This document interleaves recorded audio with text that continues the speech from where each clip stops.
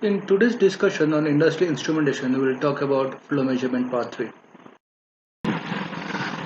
The topic of discussion in this tutorial are variable area flow meters, which are of two types, rotameter and piston flow meter. The variable area flow meters measure fluid flow by allowing the cross-sectional area of the device to vary in response to the flow, causing some measurable effects that indicate the rate. Variable area flow meters work with low viscous liquids at high velocities. The principle of operation is that flow stream displaces a float placed in the stream. The rate of the flow is related to the area produced by forcing this float up or down and varying the area.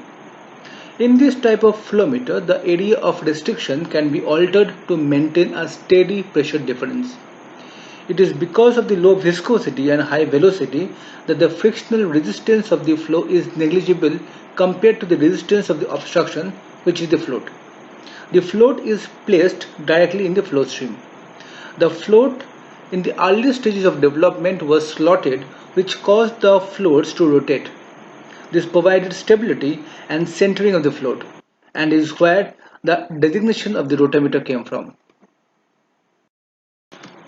In order to obtain the numerical expression for determining the flow rate under these variable area flow meters, we have to first understand the force balance equation. The float is under the effect of three forces. Two of the forces are pulling it upwards, while one force is pulling it downward.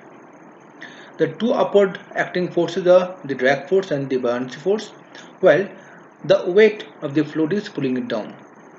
Thus, numerically it is written as F drag plus F buoyancy is equal to F weight, which gives AF into PD minus PU plus rho FF G VF equal to rho F G VF, which is simplified as PD minus PU equal to VF by AF G into rho F minus rho FF. Now these symbols, this rho AF and rho FF, they mean the densities of the float and the flowing fluid respectively. VF is the volume of the float. PD and PU are the pressure at the downward and upward faces of the float respectively. AT is the tube area, while AF is the float area. CD is the discharge coefficient, which lies between 0 and 1. And the other, these constants, they have their general values. Simplifying this equation, solving for this equation, we get the Q actual, that is the flow rate of the flow meter, as Q actual equal to CD into AT minus AF by under root 1 minus AT minus AF whole square by AT square into under root 2G into under root VF into rho F minus rho FF by AF into rho FF. The simplistic equation for variable area flow meter for the flow rate is given as Q actual equal to K into AT minus AF, where K is the rotameter constant and AF is the float area, AT is the tube area. If the angle of the taper of the tube is theta, which is very small, then we have AT equal to pi by 4 into di plus y tan theta whole square, which gives us pi by 4 di square plus pi by 2 y di tan theta, where y is the float position with respect to the inlet, di is the diameter at the inlet. Again, substituting these values in the equation, we get Q actual equal to K into pi by 4 di y tan theta plus K into pi by 4 di square minus AF, which gives us the simple equation K1y plus K2. Thus, the final equation for the actual flow rate, we get K1y plus K2, which is nothing but a straight line equation. So we conclude that these variable area flow meters, they give us linear output scale. There are two types of variable area flow meters. They are the rotameter and the piston type flow meter. We'll come across them in subsequent slides. A rotameter is a variable area flow meter that measures the volumetric flow rate of fluid in a closed tube. It measures the flow rate by allowing the cross-sectional area through which the fluid travels to vary under the influence of the float, causing a measurable effect. The rotameter consists of a tapered measuring tube and a float as shown in the figure. This arrangement produces a resistance value which is called the coefficient of resistance for the float, and this depends on the position in the measuring tube. A balance is achieved between the force of the flow stream and the weight of the float. The float positions itself vertically within the measuring tube such that the resistance tube is balanced. The inside of the measuring tube is conical and has guide strips for the float. For physical indication, there is a scale on the outside to indicate the flow rate. Metal versions are available that have a means of transmitting the float position. The measuring tube can be made from steel or plastic like polypropylene, Teflon, or glass or hard rubber. There are few variable shapes which are available for the float. The rotating float is used for direct control. Another type of float that is available is unaffected by viscosity, and a modification of this is now commercially available, which magnifies the sensitivity by 30%, but they are little sensitive to viscosity. The numerical expression to measure the flow rate is given as Q actual equal to K pi by 4 di y tan theta plus K pi by 4 di square minus AF, which gives us a simple straight line equation KIY plus K2. Thus, as already mentioned, the rotameter gives a linear scale of measurement.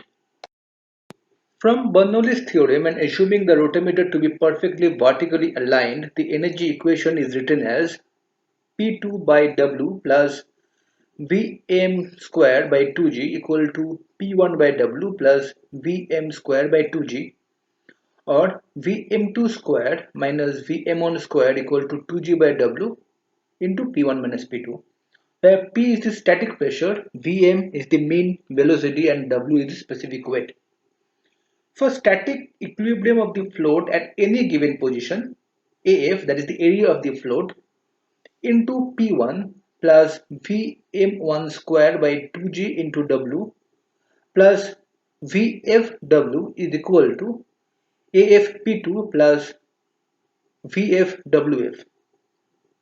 By the continuity equation, therefore, we have Q equal to VMA1 equal to CC VM2A2, where Cc represents the coefficient of contraction.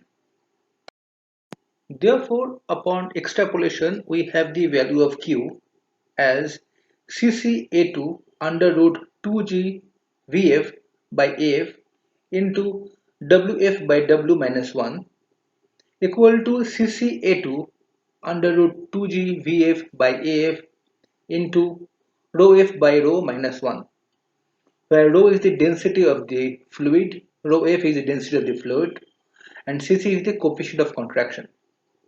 Now, all these parameters being constant in this equation, we conclude that this flow rate is directly proportional to the vertical height of the float position. Thus, we get the simple equation Q actual equal to K1y plus K2, and therefore the rotameter gives us a linear scale of reading. The advantages of rotameter are they don't require any external power source. They have widespread usage, they are simple in construction and cheap. They provide linear scale of reading. The clean glass body are highly resistant to thermal shock and chemical action. The limitations are size limitation. The float size does not go beyond 6 inches in length. They have limited adaptability for machine reading. Slurry fluids obscure the readout. The orientation is limited to only vertical position. They are low on resolution and reading is influenced by parallax error.